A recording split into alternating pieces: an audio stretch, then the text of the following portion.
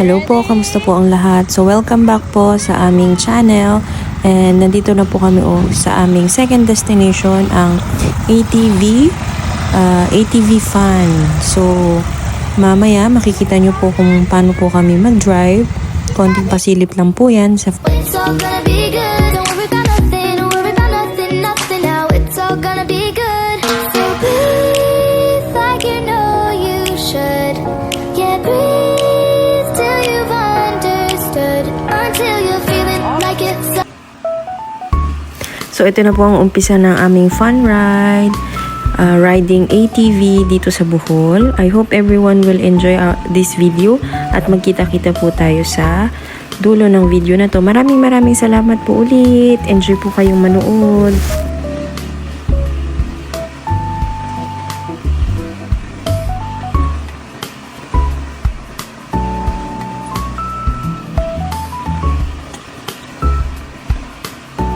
So kung nakikita nyo po, si husband po ang nagdadrive ng isang ATV car at angkas-angkas niya po yung dalawang bata. Ako naman po yung nasa unahan, pero mamaya po idadrive ko rin po yan at marunong din naman po tayong mag-drive ng sasakyan. So para po sa akin, mas enjoy po yung etong single na motor at okay din naman po yung experience nung yung car na nasa likodan. Motor car ba ang tawag dyan? Hindi ko alam. Basta okay din naman both yung experience, pero mas ano lang po talaga yung itong motorbike. Para po sa akin, yung overall experience po nito ay talagang 10 out of 10 po para sa akin.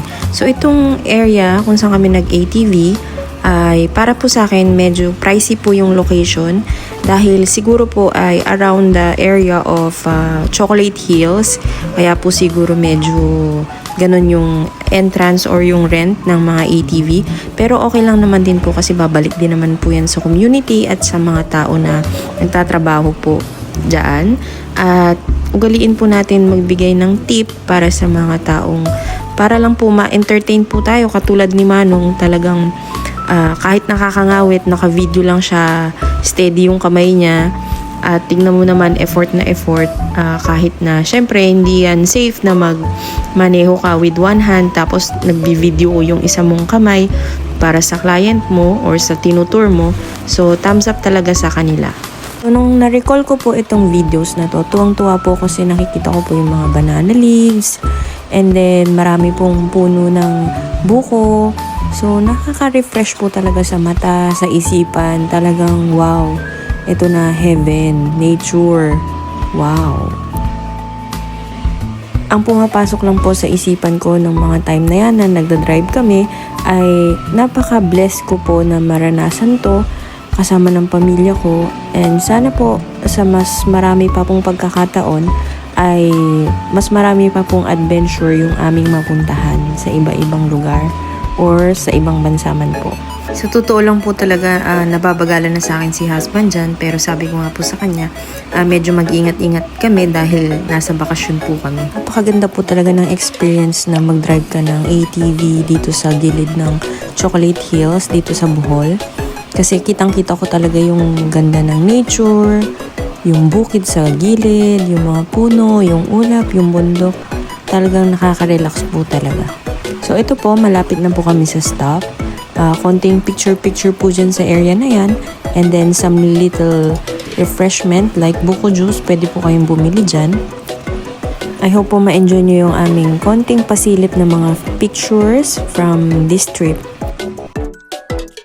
So, thank you very much po dahil nakaabot kayo hanggang ngayon sa aming video.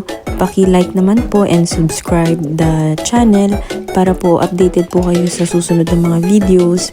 And sana po tuloy-tuloy niyo po akong suportahan sa aking mga uploads. Maraming salamat po.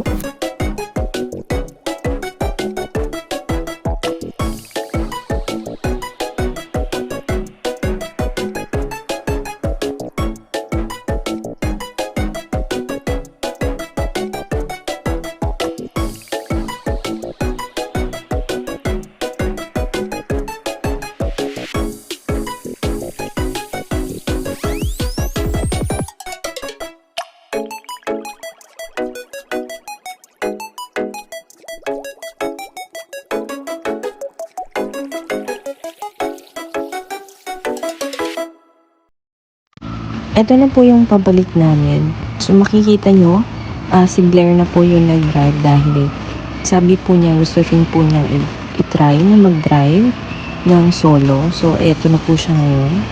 Sana po panoorin nyo hanggang dulo. Pag ang mga anak po natin ay gustong matuto sa isang bagay, suportahan lang po natin yun dahil hindi po natin alam kung gugustuhin ba nila o hindi. Pero pag nagpusa po sila, ay suporta lang po talagang kailangan natin. So go naman po kami dyan, konting pag-iingat lang. Pero na-briefing naman po siya ni Kuya dyan pag po siya pahawakin ng manibela. So makikita niyo po na feel niya po ang pagiging driver, ang pagmamaneho ng ATV at enjoy na enjoy po siya dyan. Ang sabi nga po niya ay nag-enjoy daw siya dyan sa pagmamaneho niya at nakaka-relax daw po pala na magmaneho at na-enjoy niya daw po yung surroundings sa gilid. So yung ibang mga tourist, foreign tourist ay nag-stop sila sa gilid ng daan para magpa-pictures. Pero po kami, hindi na po kami nag-stop since 30 minutes lang po yung aming hinire na oras para gumamit ng ATV. So wala na po kaming time. So papunta at pabalik na lang po ang ginawa namin. At konting video-video na lang si Kuya. Bahala na si Kuya at I trust him naman na humawak ng phone. And I think very good job naman siya. So konting edit-edit lang and I hope mag-enjoy po kayo sa panunod ng video. Siguro po napansin nyo din na bakit kulang ng isa. Ang mother ko po ay naghihintay po dun sa entrance dahil hindi na po siya sumama sa amin. Gawa ng medyo syempre matanda na, pagod na. So hinayaan na namin siya magstay doon kasi ito nga namang activity na to is more on pambata. At si mother ay senior citizen na medyo na yan sa mga ganito activities.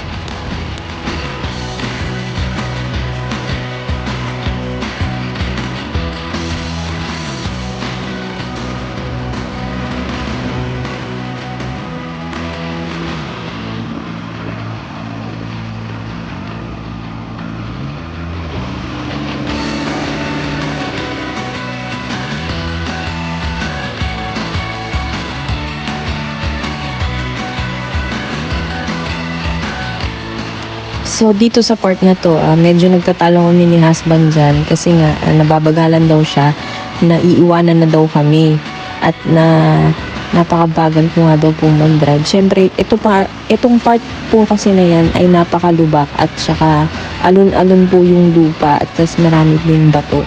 Siguro sinadyang maging ganyan yung daan na yan para sa adventure.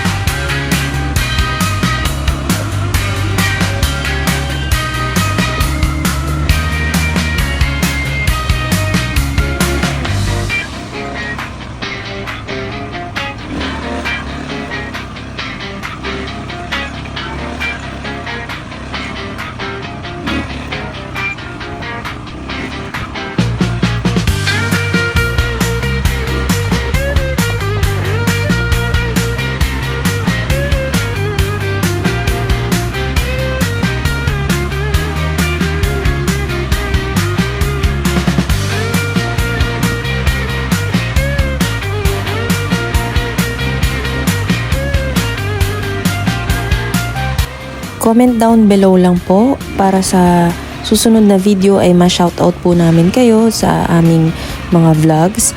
At shoutout na po sa aming family Grospe, family Iranon, family Corpin in Leyte, family Grospe in Nueva Ecija. Salamat po! So, tinatry ko na pong habulin si Blair dyan para naman makita kaming dalawa sa frame ng video. At maraming salamat po ulit sa panunood dahil umabot po kayo sa video na to. Ay sa susunod po ay mag-enjoy po kayo sa aming vlog. Dahil ang next destination po namin ay yung sanctuary ng butterflies and pupunta po ng Lobok River, yung bangka na restaurant. Doon po kami kakain ng lunch. Late lunch na po kami dyan, pero okay lang po. Dahil doon po talaga yung pinaka-the best para kumain. Third is adventure trip. Muli po, maraming salamat at dito na po magtatapos ang vlog na ito. I hope nag-enjoy po kayo at na-entertain sa aming adventure trip. Magsama-sama po ulit tayo para sa aking susunod na upload. Thank you and God bless. Like and subscribe!